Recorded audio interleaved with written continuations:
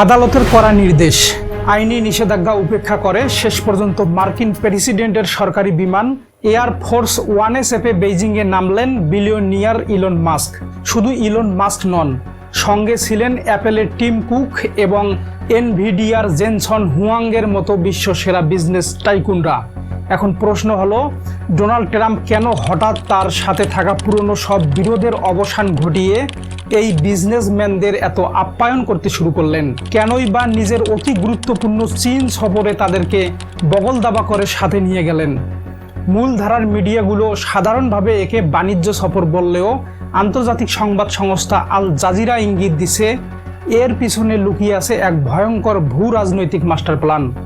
বেইজিংয়ের closed ডোর মিটিংয়ে আজ নির্ধারিত হতে চলছে ইরানের হরমুজ প্রণালীর ভবিষ্যৎ।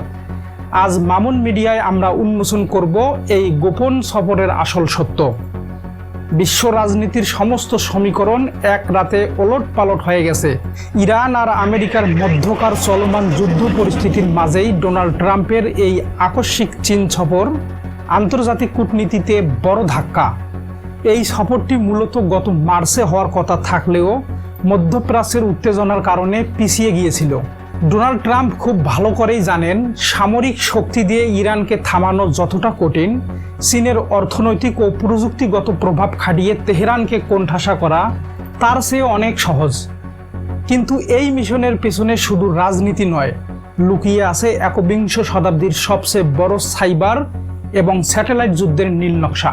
ওপেন এআই ট্রায়াল এবং মার্কিন আদালতের আইনি জটিলতার কারণে ইলন মাস্কের দেশ ছাড়ার ওপর পরোক্ষ নিষেধাজ্ঞা কাজ করেছিল। কিন্তু ট্রাম্পের অফিসিয়াল প্রতিনিধি দলের সদস্য হয়ে তিনি সমস্ত বাধা উপেক্ষা করে বেইজিংয়ে হাজির হয়েছেন। আন্তর্জাতিক বার্তা সংস্থা রয়টার্স তাদের এক প্রতিবেদনে জানিয়েছে, এই সফরের আসল উদ্দেশ্য কোনো গাড়ি বিক্রি বা সাধারণ ব্যবসা নয়।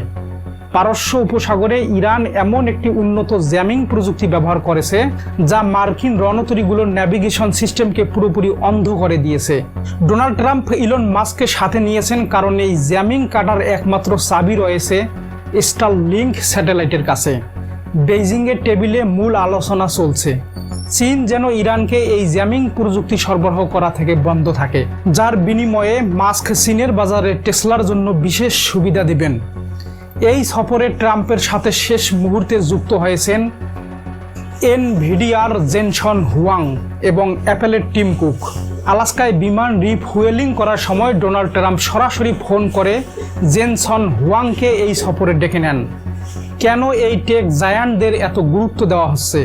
মার্কিন প্রতিরক্ষা বিভাগের গোপন সূত্রের বরাত দিয়ে আন্তর্জাতিক মিডিয়াগুলো জানাচ্ছে, অত্যাধুনিক ড্রোনের ইঞ্জিন এবং আমেরিকার হাইপারসনিক মিসাইল তৈরির জন্য সবচেয়ে জরুরি উপাদান হলো টাইটানিয়াম এবং রেয়ার আর্থ এলিমেন্ট, যার সবচেয়ে বড় খনি রয়েছে চীনের নিয়ন্ত্রণে। আমেরিকা যদি ইরানের সাথে পূর্ণাঙ্গ কোনো সামরিক সংঘাতের দিকে এগিয়ে যায়, তবে তাদের অস্ত্রের কাঁচামাল নিশ্চিত করতে হবে।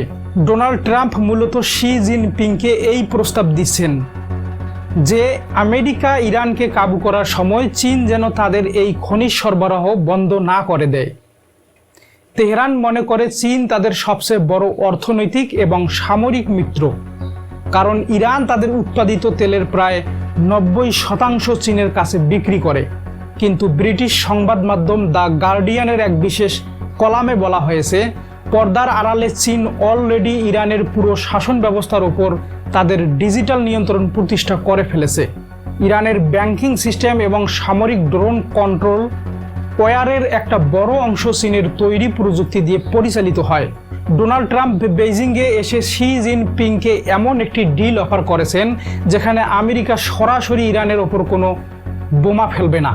পরিবর্তিতে চীন তাদের তৈরি সফটওয়্যারের ব্যাকডোর ব্যবহার করে ইরানের পুরো ডিজিটাল ও সামরিক কমান্ডো সিস্টেমকে রিমোটলি শাটডাউন বা অচল করে দেবে।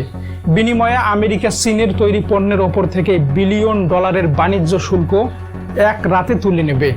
আসল কথা হলো, বিশ্ব রাজনীতিতে কোনো কিছুই বিনামূল্যে পাওয়া যায় না।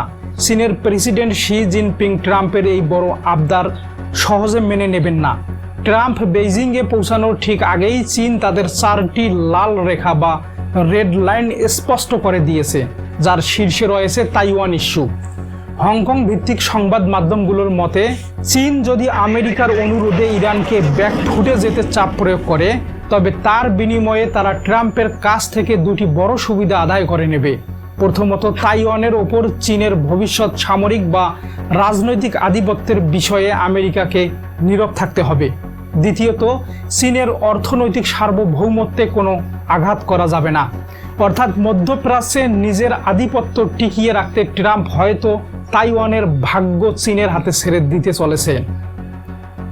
ডোনাল্ড ট্রাম্পের এই বেইজিং মিশন কি শেষ পর্যন্ত সফল হবে? শি জিনপিং কি আমেরিকার সাথে হাত মিলিয়ে ইরানকে অন্ধকারের দিকে ফেলে দেবেন, নাকি ইরান আমেরিকার এই স্যাটেলাইট ব্ল্যাকআউট মিশন আগে ভাগেই ধরে ফেলবে? এই $1 ট্রিলিয়ন ভূ রাজনৈতিক খেলায় কে জিতবে তা নির্ধারণ হবে আগামী কয়েকদিনের মধ্যেই। আপনার মূল্যবান বিশ্লেষণ নিচে কমেন্ট বক্সে জানিয়ে দিতে পারেন। আন্তর্জাতিক রাজনীতির এমন সব এক্সক্লুসিভ এবং অজানা ইনভেস্টিগেশন নিয়মিত দেখতে আমাদের মামুন মিডিয়ার সাথেই থাকবেন। দেখা হবে পরবর্তীতে অন্য কোনো ভিডিওতে। ভালো থাকবেন, সুস্থ থাকবেন। আল্লাহ হাফেজ।